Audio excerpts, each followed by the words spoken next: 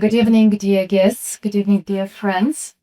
We are very happy and honored to see all of you with us today at Apéro Géopolitique independent discussion platform, which we created together with the Swiss UMEF University of Applied Science Institute to raise important geopolitical topics, to produce some forecasts with our experts. So topics of today's discussion is the future of Europe's security, focus on Poland and Moldova.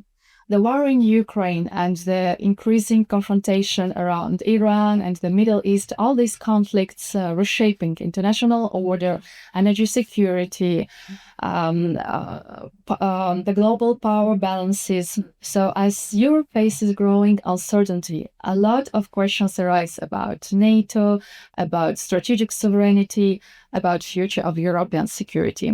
And therefore, it is a great pleasure to welcome our distinguished panel of experts for what promises to be a very timely and important discussion. And I'm very honored to present Ambassador Mirosław Broiło, permanent representative of the Republic of Poland to the United Nations in Geneva.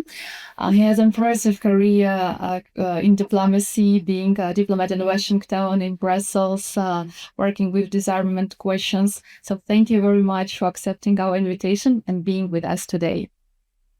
Now, Günther Barnet, senior policy advisor to the General Director of the Austrian Minister of Defense. Thank you for coming to us from Vienna, especially for Apéro Géopolitique conference.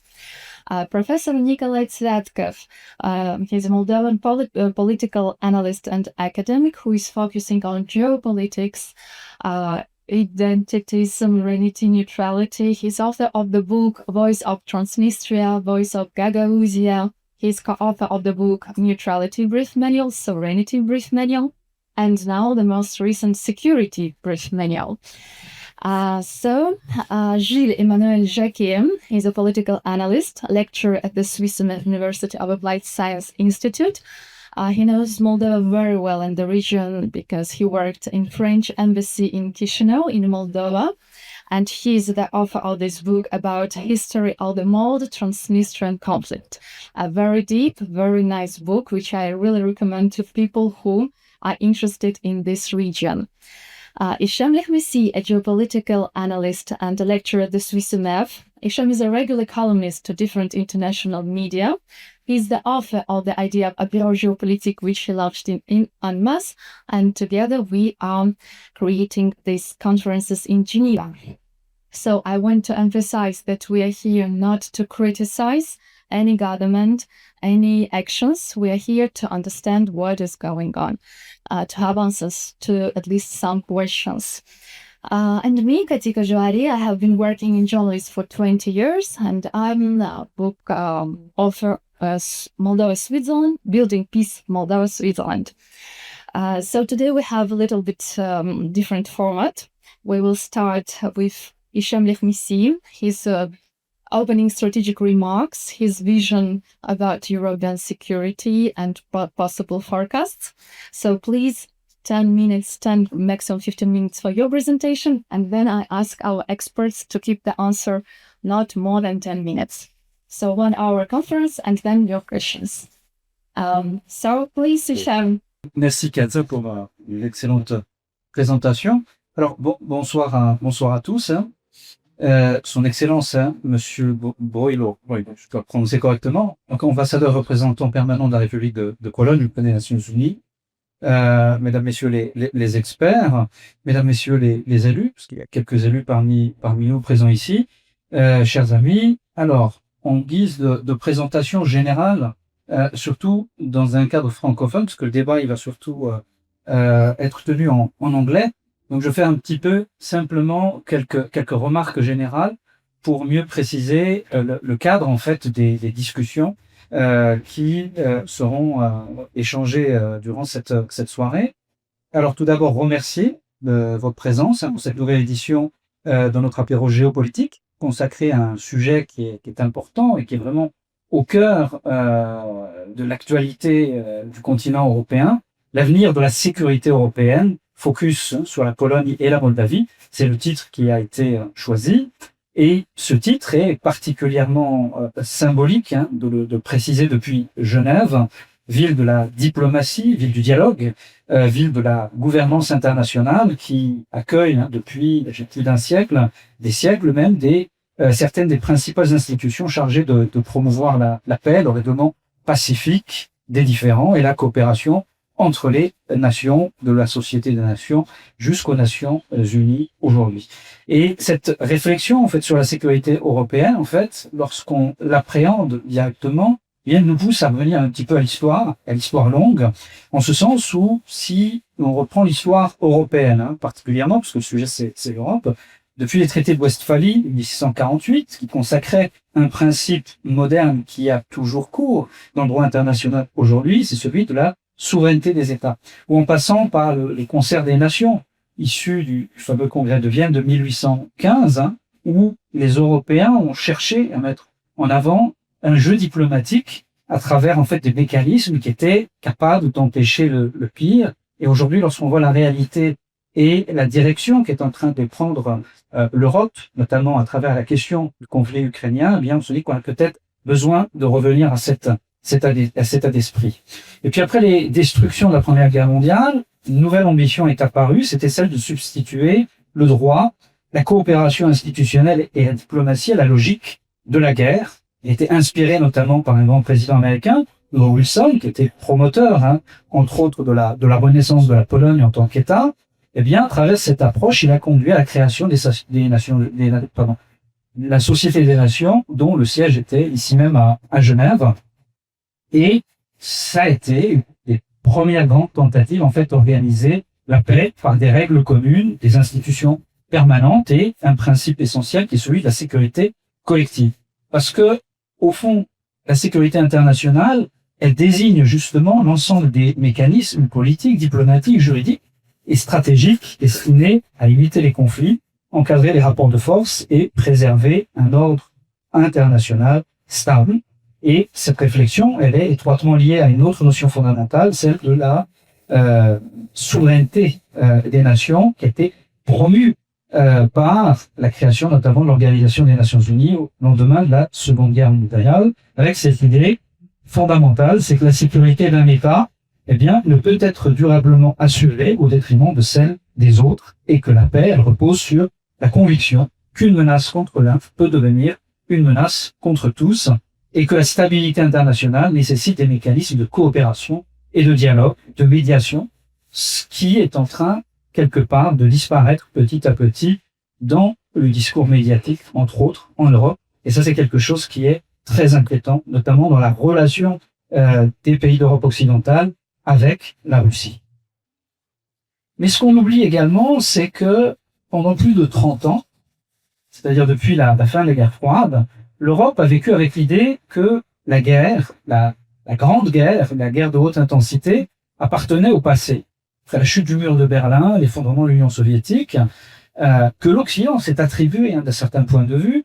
Beaucoup pensaient que le continent, le monde, globalement, entrait dans une nouvelle ère, marquée par l'interdépendance économique. Bref, c'était le récit de la mondialisation heureuse, avec des intellectuels comme l'américain Francis Fukuyama, qui nous disait que nous en étions bientôt arrivés à la fin de l'histoire, pensant que les rivalités géopolitiques appartenaient au passé. Mais cette lecture, elle faisait oublier que la paix européenne de l'après-guerre, après 1945, elle reposait en réalité sur un élément important qui était l'équilibre stratégique. Durant près d'un demi-siècle, le continent a vécu en fait sous le régime de la guerre froide, structuré par l'affrontement entre l'OTAN et le pacte de Varsovie, et la stabilité, elle reposait en réalité sur la dissuasion nucléaire et ce qu'on appelait l'équilibre de la terreur. Et comme le résumait Raymond Aron, l'Europe vivait dans cette situation dite de paix impossible, de guerre improbable. Et évidemment, c'était la question de l'arme nucléaire et de sa dissuasion qui était au centre des relations entre l'Est et l'Ouest, ce que Hans Morgenthau appelait la fameuse balance of power, c'est-à-dire que la stabilité internationale, elle doit reposer sur un équilibre des puissances, l'équilibre des forces, empêchant un acteur d'imposer sa domination aux autres. Et c'est important de le rappeler aujourd'hui, surtout lorsque l'on constate que ce discours de volonté hégémonique exclusive, qui est en réalité porteuse de conflits. Et c'est aujourd'hui, dans tout le débat sur la question des relations, notamment de l'Europe occidentale, de l'OTAN, avec la partie orientale de l'Europe, notamment la Russie, bien, est essentiel. On ne peut pas chercher à voir écraser par sa force, dans le rapport, justement, de puissance, celui que l'on considère comme adversaire, alors qu'en réalité, c'est un partenaire historique. Alors, la disparition de l'Union soviétique, elle semblait avoir relégué ses analyses au second plan. Pourtant, les décennies qui ont suivi ont révélé les limites de tout cet optimisme. Les guerres de Yougoslavie, que l'on a oublié un peu vite, avec un génocide, la Srebrenica, l'Irak en 2003, en l'absence de toute résolution du Conseil de sécurité, la Libye en 2011, où on a outrepassé ce qu'avait permis le Conseil de sécurité pour aller détruire un État, le conflit civil en Syrie, qui a été alimenté par les grandes puissances, qui a fait éclore tous ces groupes djihadistes extrémistes. On voit le résultat aujourd'hui dans les faits. Et puis, la guerre à Gaza, le génocide, qui scandalise les opinions publiques du monde, et puis qui vient rappeler, surtout dans les États du Sud global, eh bien que ce qui était perçu longtemps comme ce fameux deux poids deux mesures, notamment dans l'application du droit international, une nouvelle ligne de fracture, en fait, elle l'a seulement accélérée. Parce que si l'on regarde la situation internationale depuis d'autres champs géopolitiques, en fait, cette question, elle se pose depuis la fin même de la guerre froide. Et aujourd'hui, nous assistons au retour de notions que beaucoup pensaient appartenir au passé: puissance, souveraineté, dissuasion, réarmement, rapport de force. Certains y voient le grand retour de la géopolitique, d'autres parlent plutôt, et j'y vais dans ce sens, d'ensauvagement du monde, marqué notamment par l'affaiblissement du multilatéralisme et la multiplication des conflits que l'on aurait pu largement éviter. Et de mon point de vue, c'est ce qui aurait pu être évité en Ukraine si on avait eu l'intelligence de proposer en fait un traité de sécurité collective qui respecte les intérêts et les zones d'influence historique de chacune des puissances européennes. Ce sera peut-être l'occasion d'en discuter. Mais au-delà du conflit ukrainien, ce qu'il faut regarder, c'est qu'on a aussi un changement de paradigme qui est celui du passage d'un monde fondé sur l'espoir d'une pacification progressive des relations internationales, un monde qui est marqué par le retour durable des rivalités de puissance, où tout simplement la guerre est le moyen qui justifie en fait tous les excès, notamment pour le contrôle des richesses économiques, comme on le voit par exemple au Soudan, dans une guerre absolument abominable, 400 000 morts, sur simplement un projet qui est celui d'acquérir l'or du pays, puis d'en faire, entre guillemets, le blanchissement dans certaines places du Moyen-Orient que vous connaissez. Alors, pour revenir à l'Europe, cette sécurité européenne qui ne concerne aujourd'hui plus uniquement les armées, les frontières, au sens classique du terme, aujourd'hui, cette question de la sécurité est une question globale qui concerne aussi bien la capacité militaire, mais aussi les questions énergétiques, les infrastructures critiques, le cyberespace, les chaînes logistiques, les approvisionnements stratégiques et même la cohésion des sociétés européennes elles-mêmes, et ça pourrait être l'occasion pour nos experts d'en discuter. Nous assistons aujourd'hui à une transformation profonde de la notion même de sécurité internationale, et dans ce contexte, plusieurs responsables européens ont évoqué ouvertement la possibilité d'une confrontation majeure, notamment des pays de l'OTAN, pays européens de l'Union européenne, confrontation majeure avec la Russie. On parle d'un horizon 2029-2030, comme si l'Europe était destinée en fait à reproduire de façon cyclique ces fameuses grandes guerres mondiales, destructrices de tout le continent, avant de reproposer derrière un nouvel ordre basé sur le droit, le respect, etc. Prendre ce que nous a dit récemment le président français Emmanuel Macron, qui déclarait que la guerre est revenue sur notre sol et appelait les Européens à se préparer à un environnement stratégique durablement dégradé et notamment se préparer à la guerre, la grande guerre. En Allemagne, on a eu l'ancien chancelier Olaf Scholz qui a évoqué changement d'époque, prétendant dire qu'il fallait non seulement se réarmer, mais se préparer à des scénarios qui étaient ceux du XXe siècle, liés à la Deuxième Guerre mondiale. La Commission européenne elle-même a présenté son programme de renforcement des capacités de défense à travers ce projet, cette expression anglo-saxonne rearm Europe, illustrant l'ampleur de changements stratégiques actuellement à l'œuvre sur le continent, tous concurrents à l'idée d'une guerre qui serait devenue inévitable, et personne ne parle de paix, personne ne parle simplement de médiation, de jeu diplomatique, de civilisation tout simplement. Les déclarations de certains responsables militaires, notamment en France, peuvent paraître même assez choquantes. Le général Fabien Mandon, qui, lors d'un discours en direction des élus locaux, des maires, dit rien de moins que les Français devaient se préparer à accepter de perdre leurs enfants. Et préparer à accepter de perdre nos enfants dans l'hypothèse d'un conflit majeur dit avec la Russie, comme si c'était un scénario qui était presque un scénario inévitable dans lequel nous devions, tels des funambules, nous diriger de façon irresponsable. Alors plus largement, responsables politiques, militaires, responsables de l'OTAN évoquent désormais ouvertement la possibilité d'une confrontation avec la Russie au cours des prochaines années. On parle désormais de préparation à la guerre, économique, réarmement, autonomie stratégique, résilience, mais jamais de paix. Jamais de paix, jamais de diplomatie, jamais de médiation. Des expressions qui auraient pu nous faire peur il y a quelques décennies, 2 ou 3 décennies, mais maintenant qui sont devenues bien le discours habituel du monde intellectuel et des médias.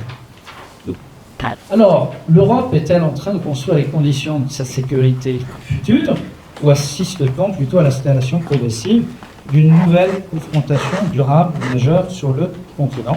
C'est la question fondamentale qui sera abordée ce soir, avec au cœur la Pologne et la Moldavie, 2 pays qui relèvent d'une importance stratégique et géopolitique importante. Alors, la Pologne, qui est aujourd'hui la puissance montante au cœur de l'Union européenne, l'un des principaux pivots militaires et géopolitiques de l'Europe, son poids stratégique, son effort massif de réarmement, sa position géographique et son rôle, notamment dans le soutien à l'Ukraine, lui donne aujourd'hui une place majeure dans la réflexion sécuritaire européenne. Et nous allons également nous intéresser à la Moldavie, ancienne république soviétique, faut-il le rappeler. Moldavie, qui est un peu un carrefour culturel et humain et qui représente en quelque sorte une de ces zones de fragilité du continent, d'où pourrait éclater un majeur beaucoup plus large et beaucoup plus important que ce que représente la Moldavie elle-même. Moldavie qui cristallise plusieurs enjeux fondamentaux, les tensions dans l'espace post-soviétique, les influences concurrentes entre puissances, et puis cette espèce de dictat constant qui est celui de dire à un pays qu'il faut choisir un camp, ne lui laissant jamais la possibilité de dire tout simplement on a juste envie d'être neutre, ou on a juste envie d'être très bien avec tout le monde. Les Turcs, les Indiens, dans leur logique de multi-alignement, le font très bien. Quelle est la raison qui empêcherait l'Ukraine, la Moldavie de le faire, la France, l'Allemagne, l'Union européenne dans son ensemble? Alors, quelle perspective pour l'avenir de la sécurité européenne? Puis après, je laisserai la parole à nos experts de grande qualité. Alors, évidemment, le cas de la Pologne, je l'ai exposé, la Moldavie également, et à travers ces 2 cas, plusieurs questions fondamentales se posent. L'Europe est-elle réellement en mesure d'assurer sa propre sécurité ou demeure-t-elle structurellement dépendante des États-Unis et de l'OTAN? L'autonomie stratégique européenne, vantée notamment par le président Macron, est-elle appelée à devenir une réalité ou reste-t-elle essentiellement un objectif politique? Comment éviter que les logiques de confrontation, de réarmement, d'escalade actuellement à l'œuvre ne conduisent une nouvelle spirale de tension entre la Russie et l'Occident? Et j'aimerais poser une question un peu provocatrice. Une paix avec la Russie durable est-elle possible? C'est une vraie question. I would like to start with the broader picture. That's why my first question will be to Günther Barnet. So last year, Ursula von der Leyen, she presented the rearm Europe plan, arguing that by 2030, Europe must have a strong defense posture as Europe's security is under threat. So while Europe speaks about strategic autonomy, still defense industry is still very dependent on foreign investment, foreign connections. So what do you think? Is Europe truly rearming, or this is a political theater? How do you assess European security strategy? And do you believe that before 2030 there is a real risk for a direct confrontation between Russia and the European Union? How do we measure rearm, if we are speaking about Europe rearming? Do we measure it by percentage of GDP, from 2 to 3 to 5 or whatever, knowing that a lot of countries who have already announced it will not reach it in the next years because the military expenditure is always in competition with social and healthcare, with education, with basic infrastructure. And the more far the war is, by time or by your geography, you might tend to spend your money for something else than for defense. So could we measure it by weapon systems, those already existing within European armies or those who are going to be produced in the next decade? Saying that, we see that by numbers, when it comes to soldiers and even to systems, the members of the European Union, or the member states of the European Union, most of them also members of NATO, have far beyond the capacities of the United States. But the United States capacities are more strategically, they are more, how to say, operationally deployed within all over the world, something that the European Union and its member states at the moment cannot do. Or do we measure rearmament by how many new military and security developments, especially in technology, we in Europe have? Or, as one of the questions goes, how autonomous are we? Are we at that point? Or how much integrated? Or how much do we depend on American technology, Israeli technology, especially a lot of European countries? So this is the question of how far does rearmament go, and also together on how far are we with what is called strategic autonomy. This idea of strategic autonomy always comes on the question of, is it within NATO? Even as Austria is not a NATO country, I cannot speak about NATO countries, but the idea, is this idea within NATO or is it outside of NATO? And this divides, of course, most of European countries who are both members of European Union as well as NATO's. The more you go to the north, the more you go to the east, it's clear for them within NATO because they think they rely on US capabilities and capacities to defend against which enemy ever. The more you go into the central, or the more you go to the south or to the west of Europe, there might be other threat perceptions. They might not be to Russia, they might be to the south, they might be more on crisis management than on defense against Russia or whomever. So this divides, of course, the European member states, most of them are part of NATO, on the question of how strategically autonomous should we be, and for what kind of fights, of wars, are we going to use this strategic autonomy? Do we use them for crisis management or for defense? In both of the cases, I would say Europe is not, even doesn't matter in the question within NATO or without NATO, we are not ready to go to war. Should we go to war? Maybe not. Maybe we have to go to war because unintentionally war starts, or intentionally, we do not know. So the question of rearming goes not only on the side of, is it necessary because there is a clear idea that 2030 we will be in a war, no matter what. Even if we are not in a war, because unintentionally or intentionally it does not start, it is still necessary for two reasons. First of all, the stronger Europe is, the more it is capable to sit at the table and negotiate on whatever. You see Europe not negotiating on the wars in the Middle East, and you see not Europe negotiating on the wars in the East. It's other entities, it's especially the US, but it's not us. We are divided. Maybe sometimes bigger countries try to play a role globally, but in the end they are all globally saying they are small states. Even France with its nuclear capacity, or even Great Britain with the nuclear capacity. In global terms, they are not global powers anymore. They are medium, or maybe already like me or our country, we are small states. We cannot change global things. So then was one of the specific questions Katie rose was about procurement. Well, take the example of the acronym is horrible. It's FACAS. It's a horrible acronym. It is Future Advanced Combat Air System. And a fighter plane that should,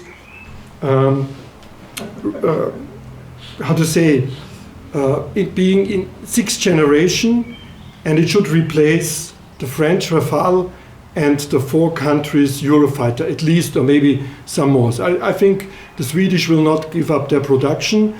They are so far away with their Gripen, and it's an outstanding aeroplane, so, but at least it should replace 2 or 3 different European types.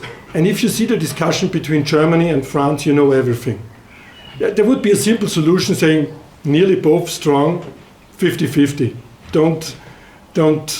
I mean, maybe you go 54-46, so the French have a bit bigger part. And no, they said 90% has to be technology development by France and 10% by Germany. Something the Germans could never accept, even if they have lost the war against France in the Second World War. They could never accept it. It's impossible. And by there you see what the difficulties are in becoming an autonomous and strategic capable Europe, either in defense or in crisis management. So I now come to this second question. It was about, are we going to go to war with the Russians in 2030? Well, if both sides are stupid, yes. But we hear voices. Yeah, we hear that. But honestly, I know that a lot of analysts would argue it will happen anyhow. Okay? And I'm looking to the Polish ambassador, and I know we both were going to argue tonight on this topic very hardly. So let me first say, there is no personal love from my side to Russia. I'm not a Russian troll. Yeah? My family has, after the Second World War, suffered enormously by Russian occupation. So from my side, there's no love to this political system in Russia. It doesn't mean about the people, it's about the political system. Okay, so let me say this at the beginning. But if I ask myself as an analyst, if we go to war 2030 with Russia, I would ask, first of all, why should Russia do that? What is in their favor of attacking the European Union or NATO member states? Just recently, I found an interview in an Austrian paper. It's called Profile. It was on the 5th of May 2026 this year. And the person who'd been asked is the former Estonian Chief of Defense. So he was Chief of Defense from 2011 to 2018, so quite 7 years. I think the Estonians understand the Russians very well from their common history. He's now a member of the European Union's Parliament since 2022. And by the way, he's also a good cook. And he has made a cooking book with his 20 most favorite dishes. His most favorite dish is Vienna escalope, a reason why I love him very much, not only quoting him. But the question to him was, what would happen if the Russians attack a NATO country or a European Union member state country, or being both? And he said they would be stupid. We don't know if they do. But if they would do, they would be stupid because we would beat them to hell. There's no doubt that beside nuclear weapons, the Russian conventional army is capable of defending NATO at all. They might be capable of attacking a certain country, taking a part of it. And then it comes to the question of, is the coherence of the alliance strong enough to regain it? So there's always this discussion on the so-called the harbor in the east of Estonia, Narva. Has anybody here in this room ever been to Narva? Yes. Yes. Okay, I've been there 2 years after the independence of Estonia. At that time it was a place. I think it is now much better. But even if they take this harbor from the operational side, there's always the question, when they take this harbor and then it's not possible that European ships can control anymore the Baltic seas. No, that's not going to happen. If it really happens and the alliance would defend, all those Russian ships would be sunk within 4 to 5 days. Because the technology of the NATO states, even without American assistance, of all European member states, is far beyond the conventional land forces or sea forces or air forces than the Russians. I'm not speaking about nuclear capacity. I'm not speaking about these hypersonic rockets. That's a complete different question, but you don't start a war with that. You don't start a war on nuclear. Nobody starts a nuclear war. It's unthinkable. I mean, you can always think it, but it's not the way it's going to happen. So if they would attack, they would lose if the alliance is coherent enough. So, once again, the questions. Why should they? With what means? I mean, they are not capable, since now 4 years, to regain the complete Donbass. And then we are in fear of their army to take over Europe, to march to Vienna. I personally have my doubts on that. And this is not because I'm speaking up on behalf of Russia. I'm completely against it. I said it in the beginning, and I still will always be. When I joined the Austrian army in 1985, you see it by my white hair.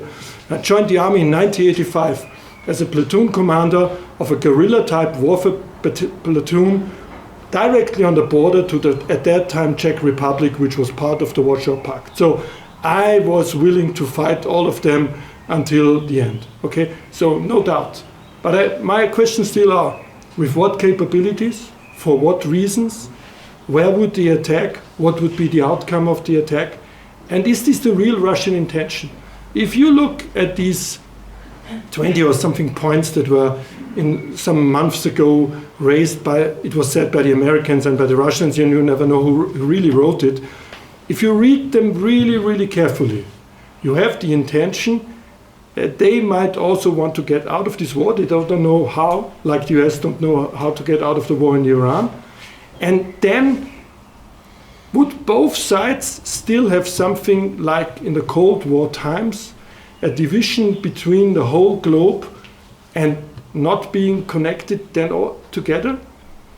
I have my doubts that it will be a second Cold War. Because and then I've start with and finish with that. The point is, there's a German philosopher of the 20th century, Hannah Arendt, very left-wing, very communist. And there's a lot of quotes from her, and one is, she said, whenever you start a war and you know you will win it, you have to ask yourself how you are going to behave against the one who lost it. Not like the Allies did after the First World War with Germany, knowing if you have a solution like that, the next war gonna come. And is this what the European politicians and also on the other side the Russians would think, or would they say whatever happened, horrible as it was, we have negotiated now something like a peace or whatever, not on behalf of Ukraine, there must be a fair solution for that. But is this then a step for the next war, or is it the end of the one that has been for? And that's up to the politicians to find solutions, and I'm going to stop it now. Thank you. Thank you very much, Mr. Barnet. My question will be to Ambassador Breitner.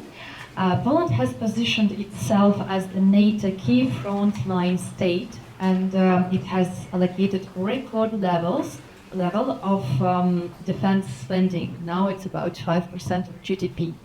So how do you assess Poland's current security policy in context of the war in Ukraine? What do you think NATO Eastern enlargement is, how to say, sort of security? It's a guarantee for security for Poland and region, or it can be opposite. It can provoke or be a risk for bigger military escalation in Europe. And your question as I asked to Mr. Barnet, do you see a scenario of a direct military confrontation between Russia and Poland? I've never been here. I didn't know about this place. It's beautiful. So thank you very much. And merci beaucoup pour votre introduction tellement riche au début de notre réunion. At the beginning, I would like to state one caveat, small one but very important. The opinions and ideas I would like to share with you are not an official position of my country. It's my personal opinions as a diplomat. So please consider this way. And it's very important questions. Maybe let me start from the last one.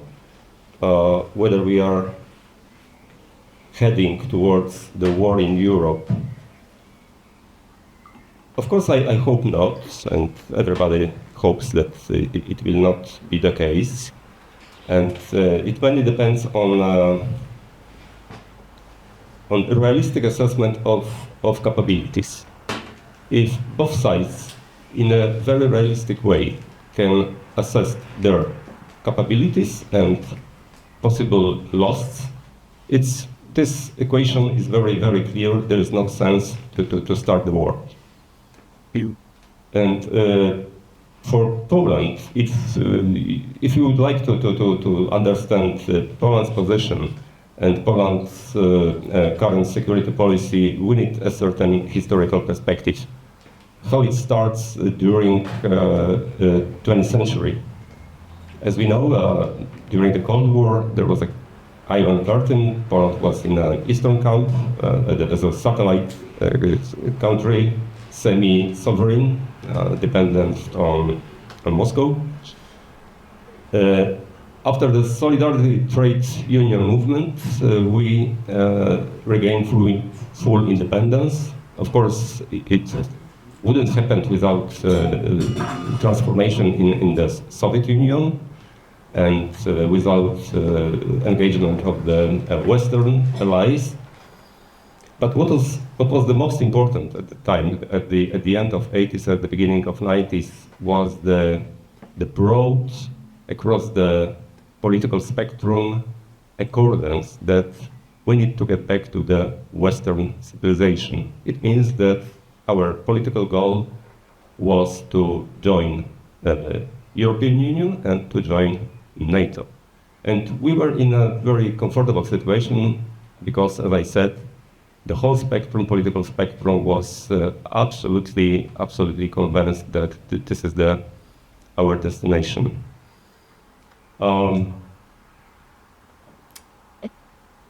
At the same time, in the 90s, after dissolution or collapse of the Soviet Union, there was a political offer from Western side to Russian Federation and to other states in this region to start different type of cooperation. Unfortunately, after the first wave, after the first round of the NATO enlargement in 1999, it has not happened. For us, it was very obvious, very clear that we need to be very deeply rooted in Western structures, and we treat it as a guarantor of our sovereignty and independence. And both organizations are equally important for us, NATO and European Union.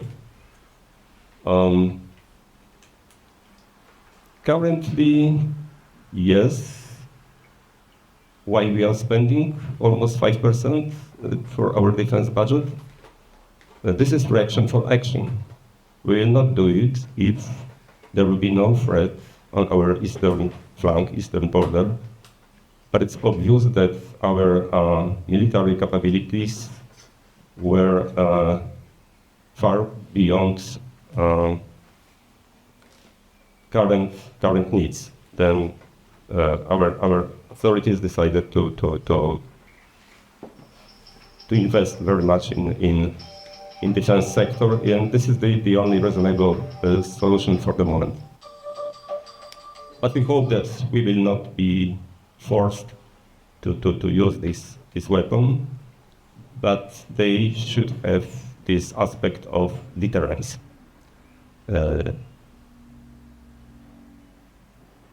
Unfortunately for humanity, this deterrence was the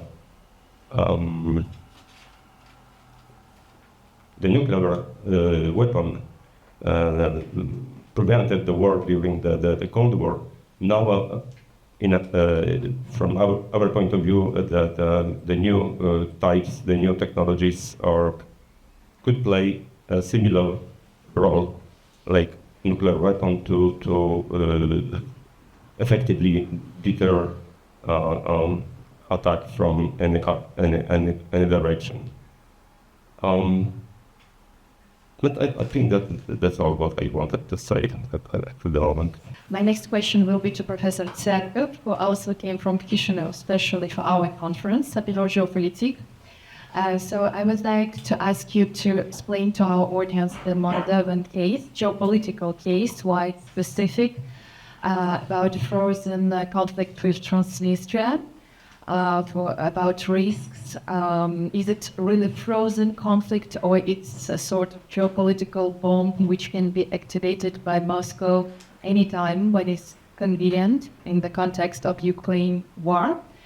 And also about Moldovan neutrality, which is guaranteed by constitution. Is it still matter? Thank you, Katie, for the questions. The audience, I'm honored to be present today here and to try to describe the situation in and around the Republic of Moldova, being part of the region actually involved or affected by the conventional war between Russia and Ukraine. First of all, to try to answer to your question, Katie, I have to underline here that it's a very curious formulation of the topic of today, because we have in our history of the Republic of Moldova having common border with Poland, with the rich Pospolita from the medieval period. That's why actually we have a common experience, or we are living the common experience of the original processes.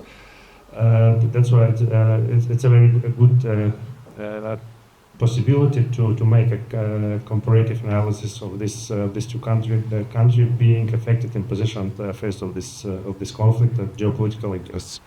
On the other hand, Moldova during its history was disputed as a country and as a territory, being a part of the influence of different empires like Ottoman empires, Russian empires, Austro-Hungarian influence, and being a part of Romania in the first half of the 20th century, and then the second half of the 20th century being a part of the component of the Soviet Union.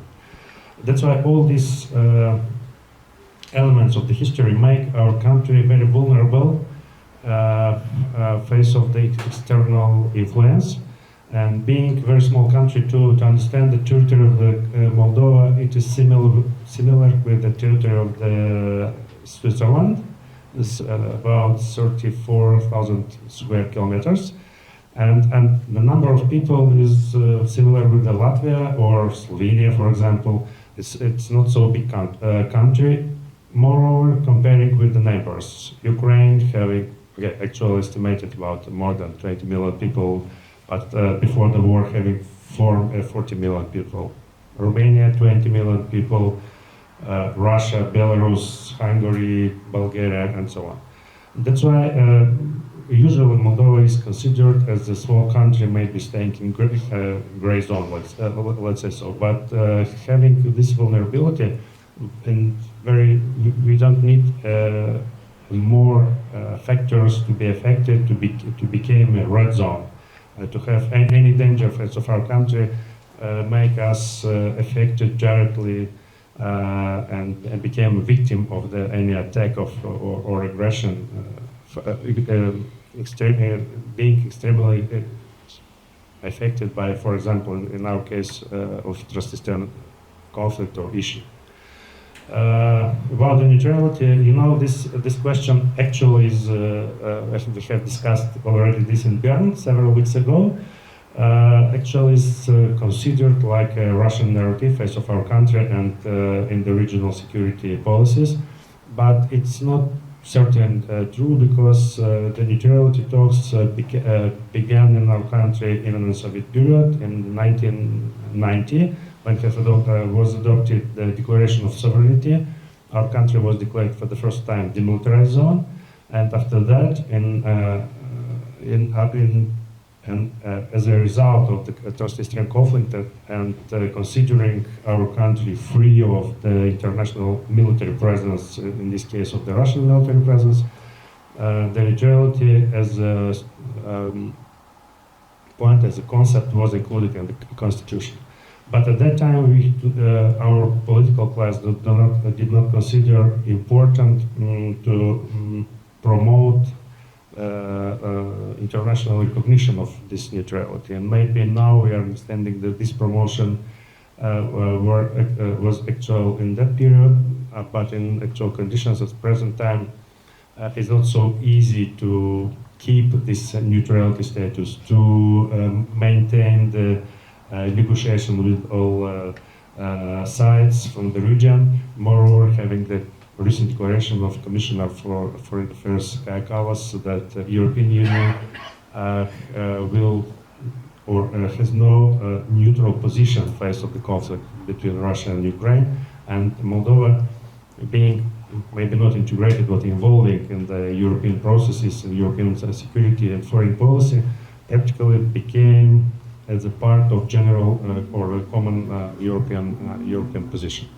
But the presence or the influence of Russia in our country is on such a great that comparing with the Georgia in 2008 or in Ukraine 2014 and 2022, it is very easy to activate territorial disputes in our country. It's not only about the Transnistria, we have another region vulnerable of external influence, Gagauzia, and not only. That's why we have to be very careful face of all our declarations, actions. We are not so sure about the actions of Russia face of Moldova in comparison with the Austria or European countries, and not being the member of NATO and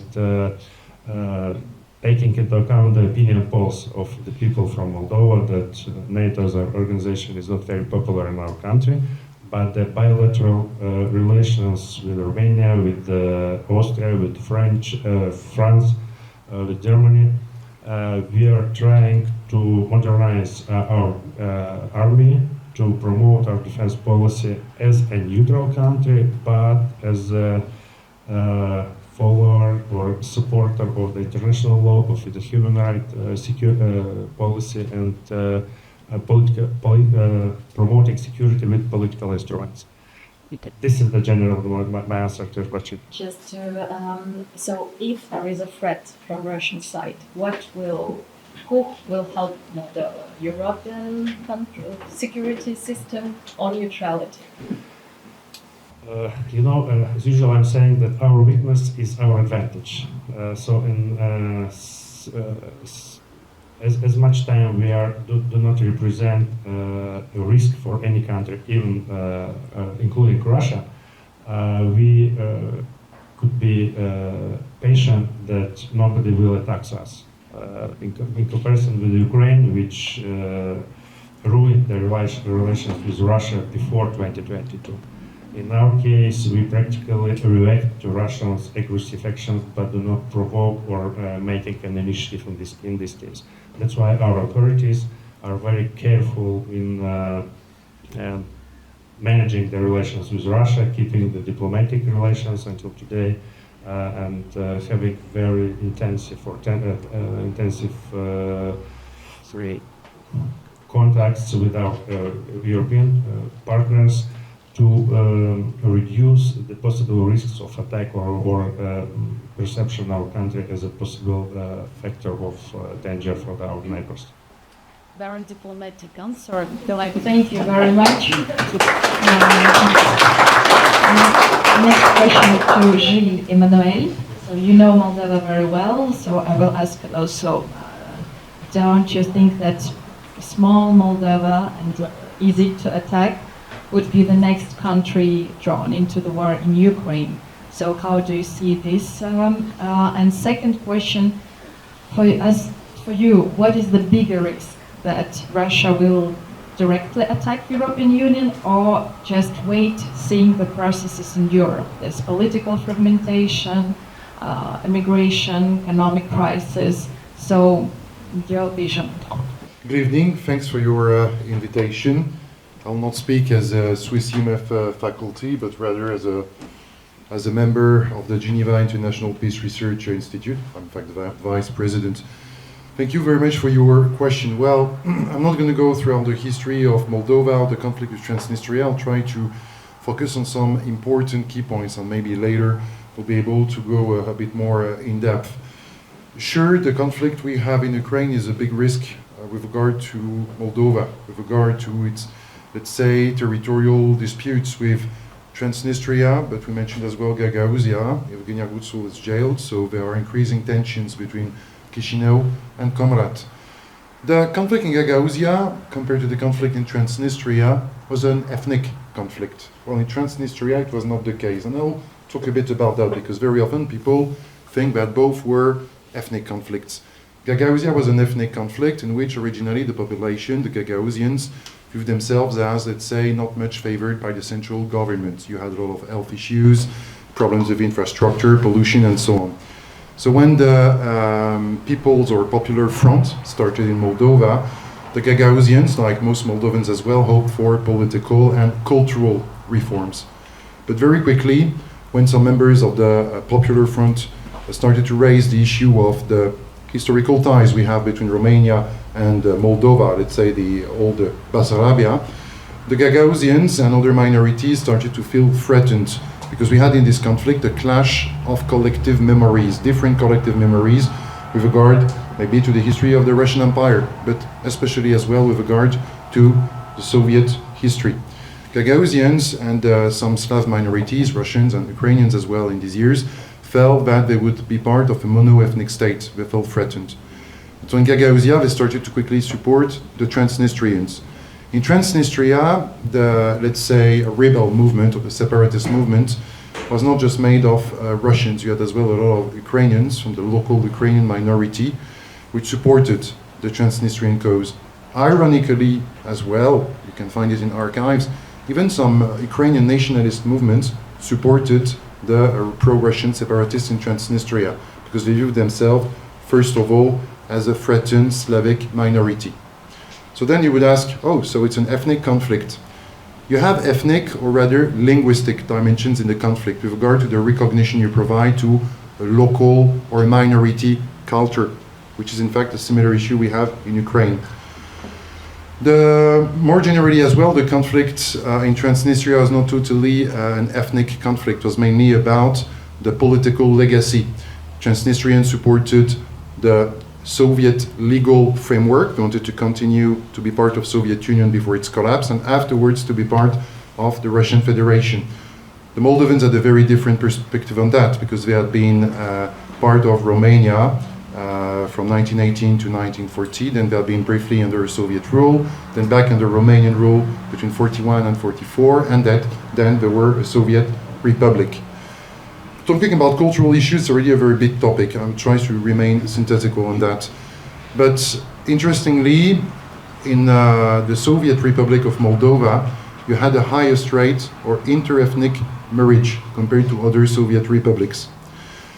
There were some, it's true, ultra-nationalist slogans during the beginning of these events. At the end of the Perestroika and Glasnost, you had some slogans calling the Russians or the Slavs to make their luggage and to go to the Transnation, Chemodani Vokzal, this kind of slogan. But we didn't have the same atrocities as we had in Bosnia and Herzegovina, as a comparison, or during the war in Kosovo, for example. Moreover, if nowadays some people go in Moldova, they'll be puzzled, because they would assume that if you have a Russian family name, you may be Russian. If you have a Romanian family name, maybe of Romanian or Moldovan descent. In many cases it's true, but in many cases you'll be puzzled to see that people may have a Russian name and speak Romanian at home, or vice versa. In Transnistria as well, you have people with Romanian, let's say, or Moldovan family names, and they identify themselves as sometimes part of a kind of Russian world. It can be a bit puzzling, but it's how it is.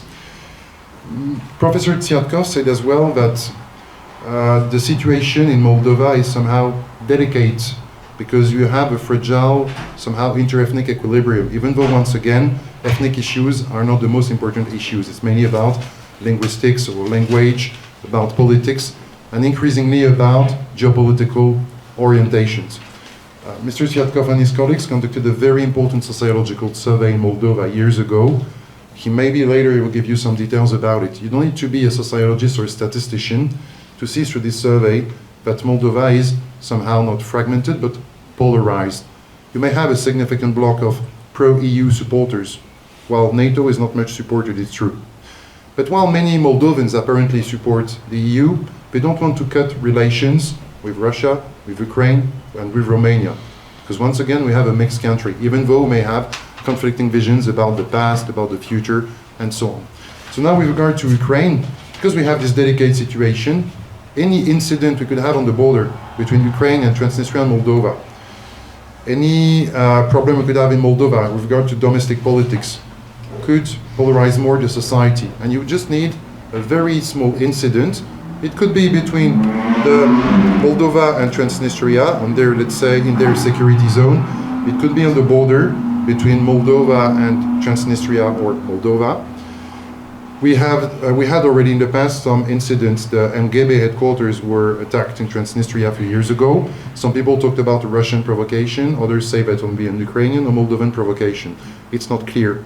But whoever is the author, if the war happens, the war expands from Ukraine to Transnistria. If the war otherwise broke out directly in Transnistria and then connects with Ukraine, it will be a disaster for the region, for Ukraine, because it will, let's say, aggravate the conflict.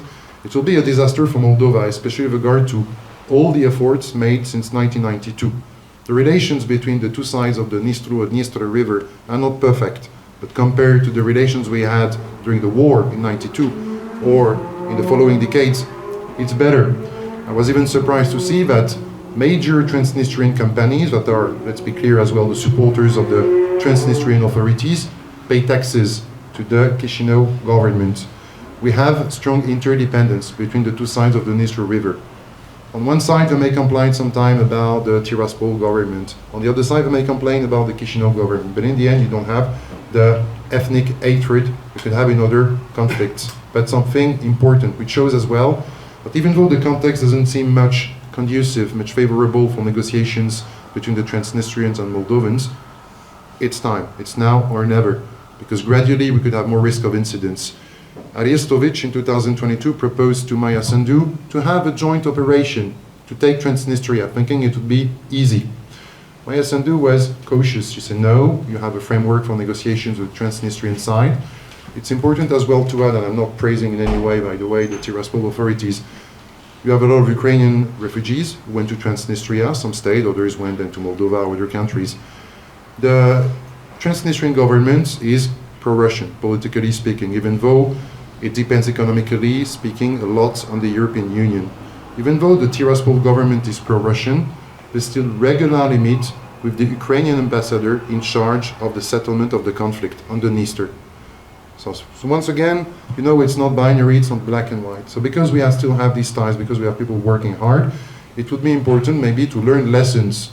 Because when the conflict in Ukraine started, I thought that, oh, we have a second Yugoslavia starting. I was in Ukraine years before the conflict. And I was, let's say, surveying people, know about their political opinions. It was in 2009, before the elections. And I'm not going to go into details, but I realized quickly as well that you had polarization. And somehow you could see as well this polarization in the votes. And you could see gradually that you'd have a clear shift when you just cross the Dnieper, or Dnipro, if you prefer. So because of this context, once again, I'm not urging, because we don't have people in charge of the settlement of the conflict here, but let's think about peace, giving a chance to peace. It doesn't mean you have to love the other side, to support the other side. In the end, when you have to make peace, it can be for your interest to not have more killings. With regard to what happened in Moldova with the conflict, and I may conclude on that, people tend to ignore Moldova. They just hear from time to time when we have an incident, when you have, for example, some telecommunication towers hit by a drone. And very quickly people think, oh, we have another hotspot where things could start or expand. And then they tend to forget Moldova for a while. So let's look at the complexity of situation in Moldova, not judge people depending on their ethnic backgrounds or people who may vote.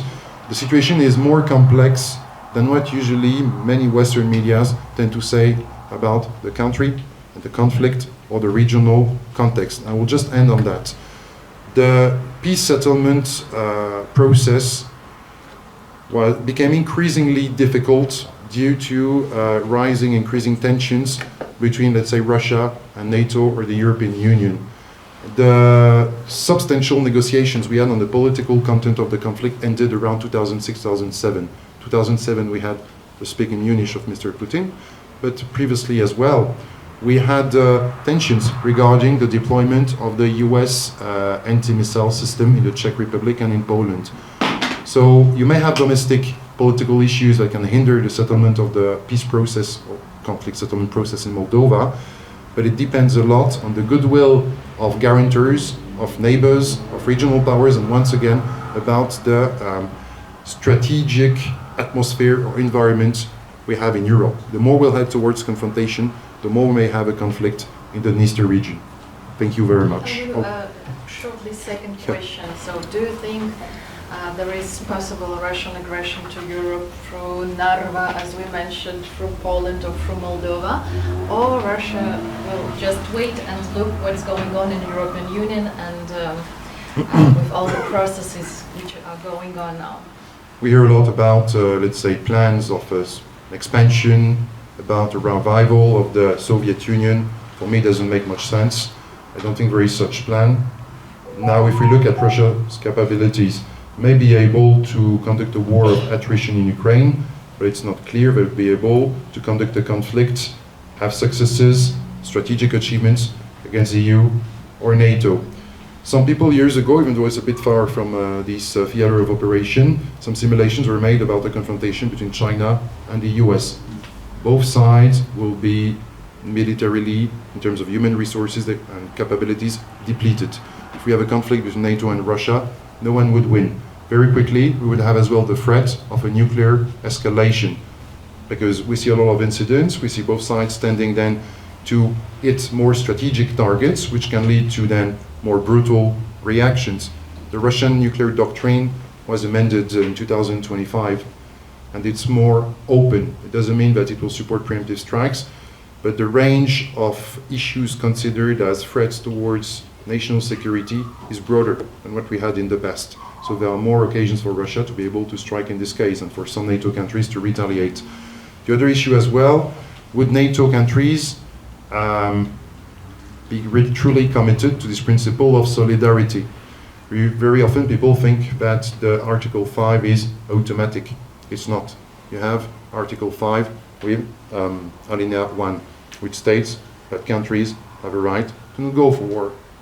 Why? Because NATO members, even since the origin, understood that you may have common interests, but you may have as well diverging interests based on history.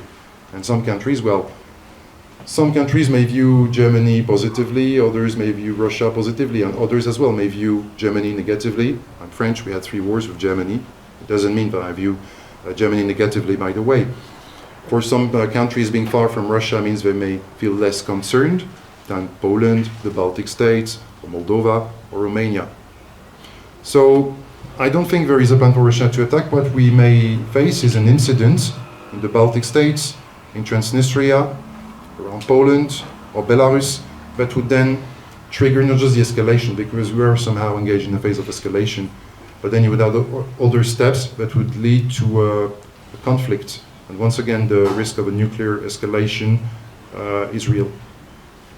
Russia could retaliate with hypersonic missiles, but then it would just maintain the escalation. So I'm not very optimistic on that. Maybe Russia, to just conclude, will wait and see, hoping that the EU will collapse because of its internal contradictions, because of financial issues, and so on. Thank you very much. Thank you, Gilles-Emmanuel. My question to Mr. Barnet. Maybe you have some comments, and I still have this question. Why all this military hysteria in Europe?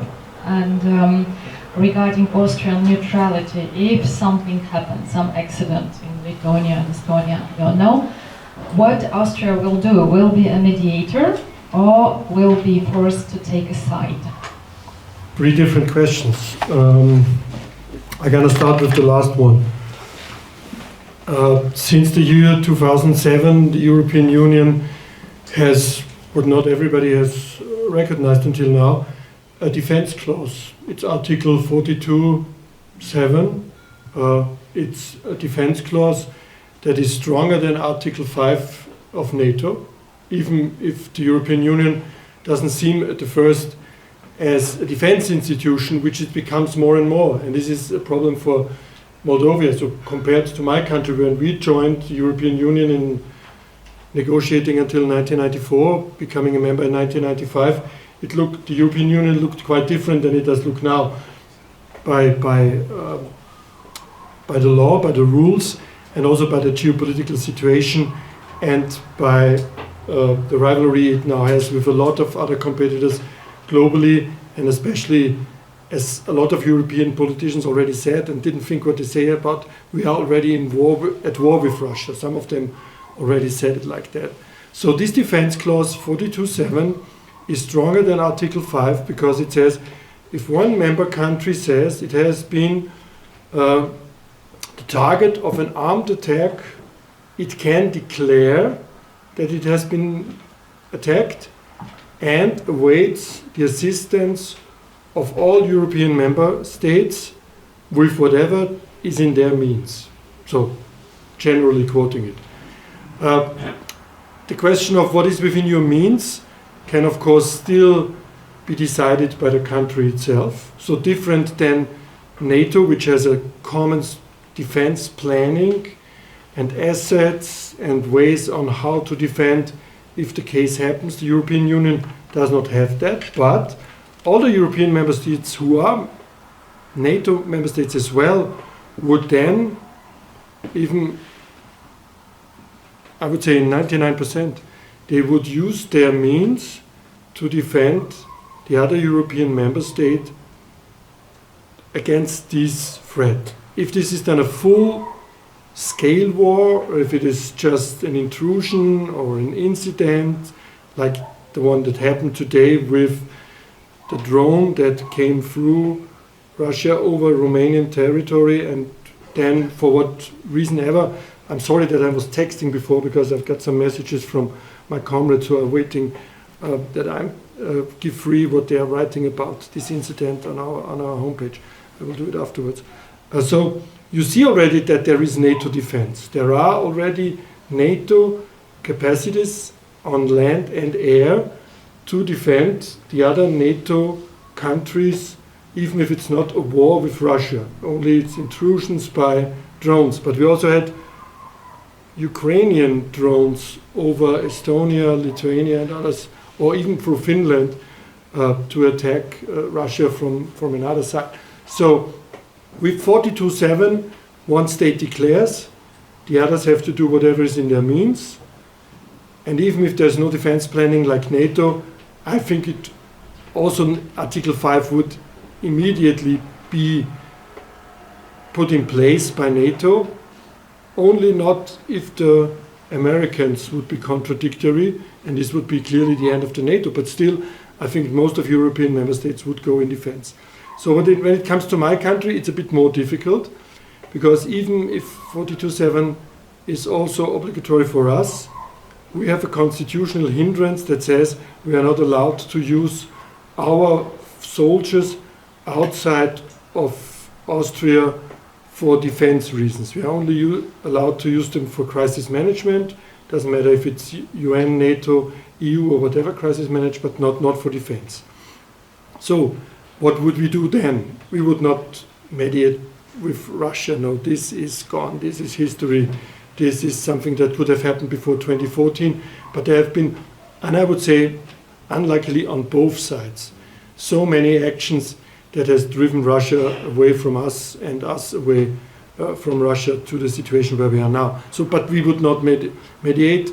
Of course, the Austrian government and the people would be in solidarity with the other country. What does it mean? It would mean, as we are not allowed to send troops, we would, what it is called in military terms, defend the rear area.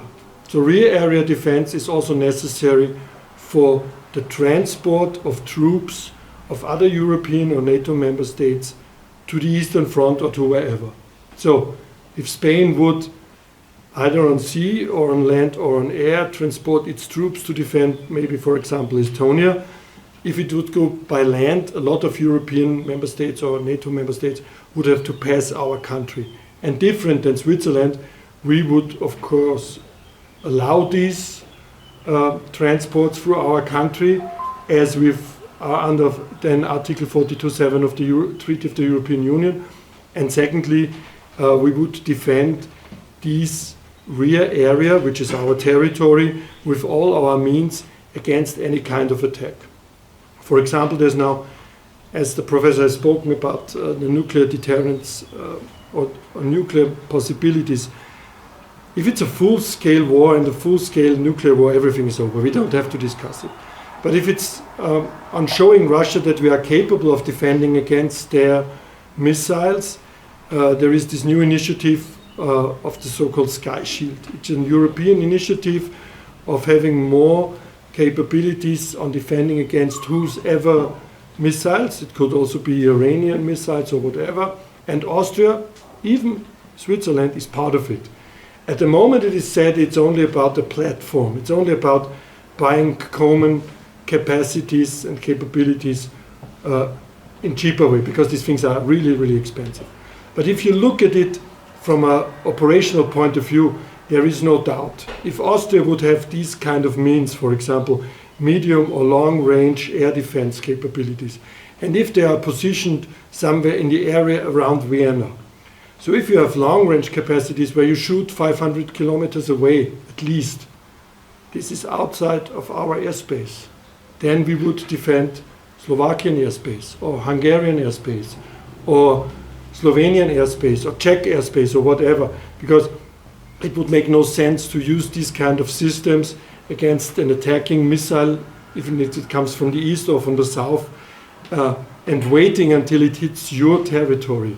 You're going to shoot it where you get it somewhere up in the stratosphere. This is the idea of these kind of systems. So we would, of course, then not send troops to the Baltics, but we would defend the rear area, we would let transports go through, and we would use our air defense systems even for other European Union member states. And the same would go if we would be first attacked, which I do not believe, but if we would first be attacked by whomever, Article 47 in the European Union Treaty gives us the possibility to immediately end our neutrality, implement Article 51 of the UN Charter, collective defense, because then we are allowed to defend us against whomever, with whoever wants to support us, and this would then be clearly the European member states with their NATO capabilities. So this is on that topic.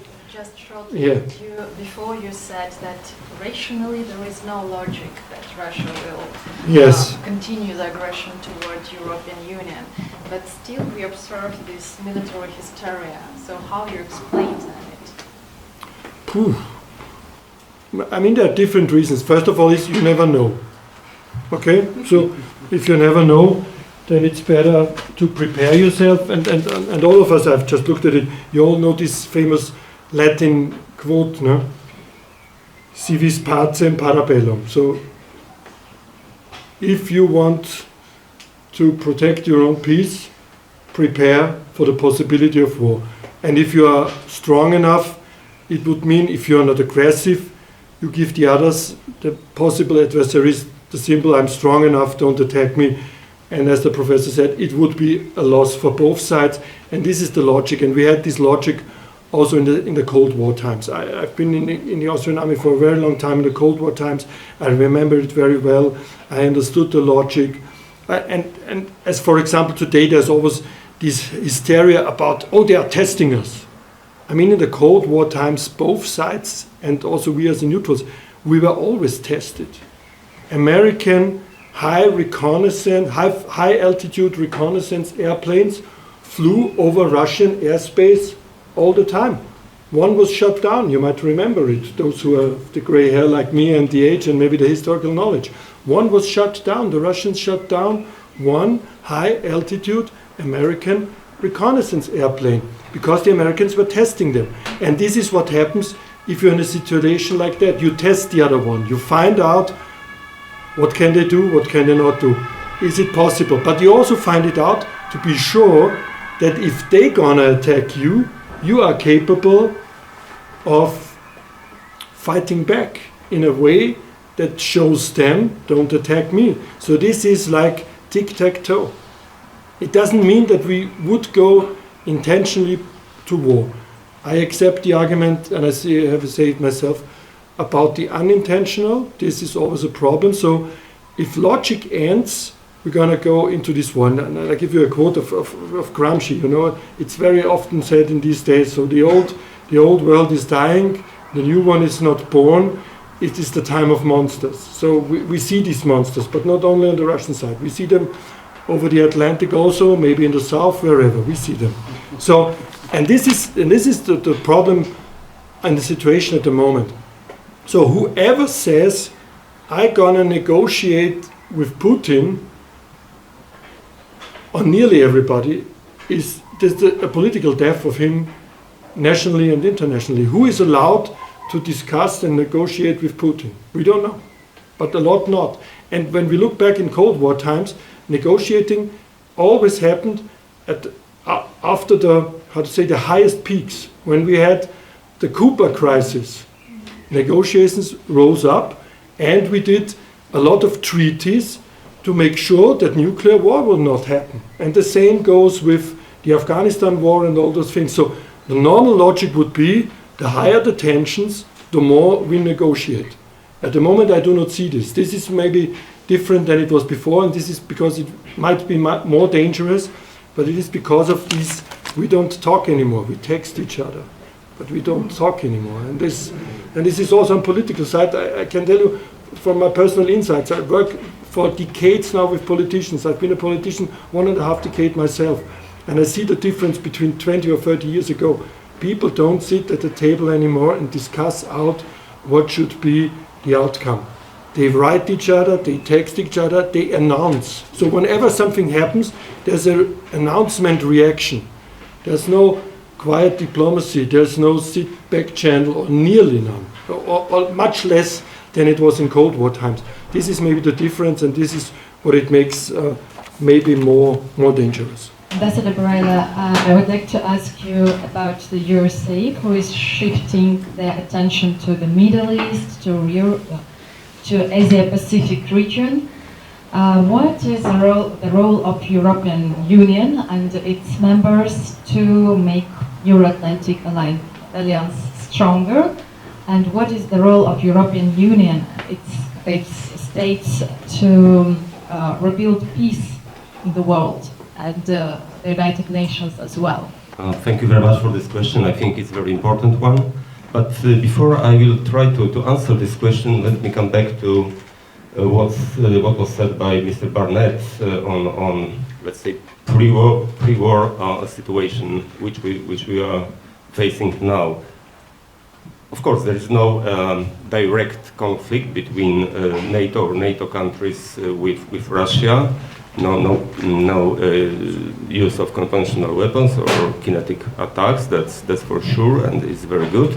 Nevertheless, we are facing a lot of activities under the war thresholds. There are cyber attacks. There are disinformation spread out very much nowadays. There are provocations, and there are kind of terrorist acts, which we experienced also in Poland, but I think that also Baltic states and some Nordic states as well. So we have to keep in mind that there is a kind of testing of reaction of other states, how we react, and what attackers can expect in response. Paradoxically, on the other hand, the development of new technologies gives such opportunity to not to get to open war, but to be involved in such activity under the war thresholds. The question is whether this is a period of preparation or just kind of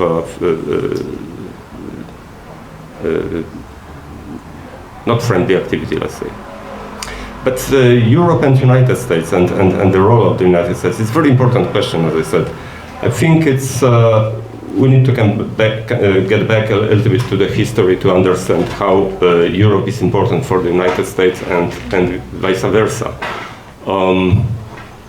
There were different stages of mutual relations. There were stages of very close engagement, disengagement, sometimes a little bit harsh friendship. As a matter of fact, the United States was shaped by a rivalry of a few European countries. Therefore, I think that in U.S. American political class and establishment, this feeling that in certain historical and psychological sense, the United States is still part of European civilization is very deep. Of course, United States developed in a very rapid and comprehensive way, and now is influenced by the Afro-American culture, by Latin culture, but still I think that this European civilization is deeply rooted in the American society, especially political class. It's very important because I think that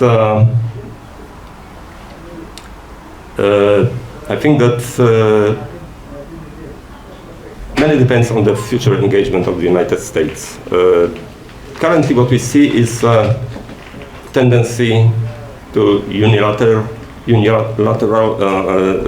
actions, and we see that indeed there is an evolution in U.S. foreign policy. It's visible. It was presented in national security strategy, short document, I would say very brief, but there was a clear division between projected engagement of the United States in different regions. The most part of this strategy was devoted to the Western Hemisphere, a little bit less, but still a lot to Asia and Pacific. Europe and Africa was treated like a kind of appendix. And so of course, in 19th century, the connection between Europe and United States, where there was one direction, mainly migration from Europe to United States. But from the very beginning of the 20th century, we observed the rising engagement of the United States in Europe, in political sphere, economic and security and military. Thanks to the United States engagement in First World War and Second World War, these two wars came to an end. And I would say that Europe and United States, or European Union now and United States are somehow condemned for further cooperation. United States is a very democratic state, very democratic country, two-party system, which will most likely remain stable, unless Elon Musk would decide to create a political party, then it can change a little bit this picture. The engagement of the United States for Europe was very important because Europe was notorious as a war maker. The problem was that Europe, as someone said, was usually fighting with itself. What we should do in order to keep these ties still very close? I think that, as I said, it's a democratic country. Now the Republicans are in power. In few years, it's possible that Democrats will come back to the Capitol Hill, so we can expect another shift in American politics, and we have to be prepared for this here in Europe. Now there are more. What is the most important is to keep all possible ties, the relations of parliamentarians, think tanks, and of course to keep a political dialogue between European Union and its member states with United States. The European is the most natural partner for the US, and what we need now is a kind of a strategic patience, and we should avoid kind of fatalistic approach to development of this political situation. And I think that both US, European Union, but also other influential states should work together in order to reshape current multilateral system, because I believe that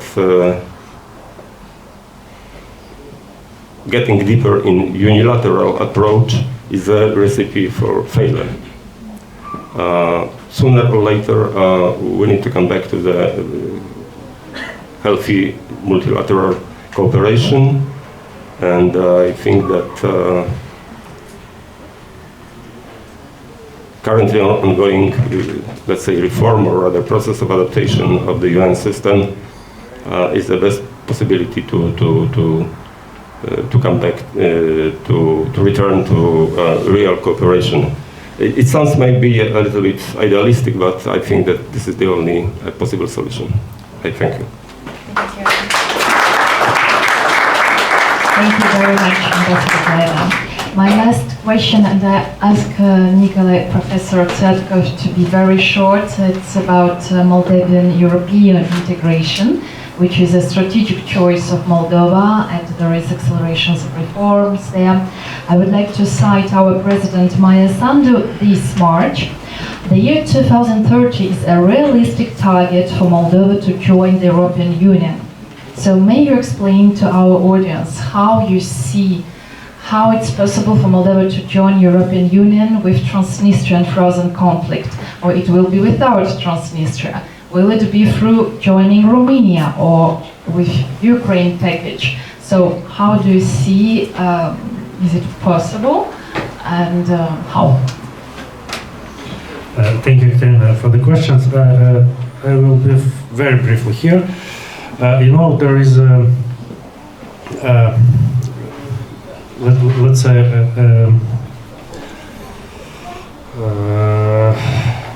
tendency. I mean here this word because after every geopolitical turnover in our region, we have progressed significantly on our European way. First example is here the Orange Revolution in Ukraine in 2004. After that, practically immediately in February 2005, we have signed the first action plan between Moldova and the European Union. After that, another significant progress we had in 2014 after the pro-European Maidan in Ukraine. And this year, in 2014, we have signed the association agreement between European Union and Moldova. We get the status of EU state member state candidate in the EU in 2022, after the beginning of the war between Russia and Ukraine. And actually we are progressing because we have practically taken the part of the European common defense policy in Ukraine and of the European Union phase of the war in Ukraine. I suppose that another turnout geopolitically will promote Moldova in the common European space. In which way it is the decision, I think, exclusively on the European institutions' will. Because from the economic and territorial point of view, Moldova is not so big country, just 2 million in comparison with 400 millions of the European citizens actually, or $20 billion GDP, comparing with the $20 trillion of European Union GDP. That's why, from this point of view, geopolitically, I don't see today obstacles Moldova to become a member. Transnistria, there is the official position of the European structures, European Commission. Recently, the group of Moldovan negotiators presented a vision plan of Transnistrian solution of this conflict. And we note here the official position of the European country that Moldova have to become EU member, being reintegrated with Transnistria region as a part of constitutional controlled territory, not through the way of becoming part of Romania or without Transnistria or maybe together with Ukraine in the package. At least today, the official position is that Moldova and Ukraine are going in the couple and in the process of negotiation. That's why I remember in 2013 we have the academic scientific conference with our colleagues from Poland. Peter Bayer, maybe Excellency, you know this Polish academician Peter Bayer. Okay, that doesn't matter for the moment, because in 2013, within this conference, we have heard a lot of opinions that Moldova is not prepared for the free visa regime. There are a lot of technical requirements of our country. And in 1 year, the European Union adopted a decision for the free visa regime for the Moldovan citizens. That's why, for me at least, it was an example how geopolitical events could push our country in the European Union, at least space. Moreover, today I could say that our country is practically mostly involved in the European economic space, free movement, and common defense and external policy, external politics. I don't see here some other way for our country in the near perspective to change the orientation or not to be a member of the European Union. Yeah, but I think that our president doesn't mean that something will happen and we will be in 2030. So what is the base? It's mostly for today from the part of Moldova, from the side of Moldova, it's as an ambition. The position promptly exposed and declared by the central authorities and generally by the people on the last elections and the last several election campaigns. That's why I can interpret this declaration as an ambition, not a certain plan, because it is not only depend on Moldovan decision. Thank you so much, dear experts. Thank you very much, dear audience, for your attention and interest. We have now two options. One, Isham will present students if still wants to present something. I think it's quite late, 2 hours, and we all are a bit tired. So who wants to see the presentation on the topic? Please stay. Who wants to continue with Apéro? Please let's join us for Apéro with excellent Swiss Moldovan wines provided by Günther too. I hope you will enjoy it.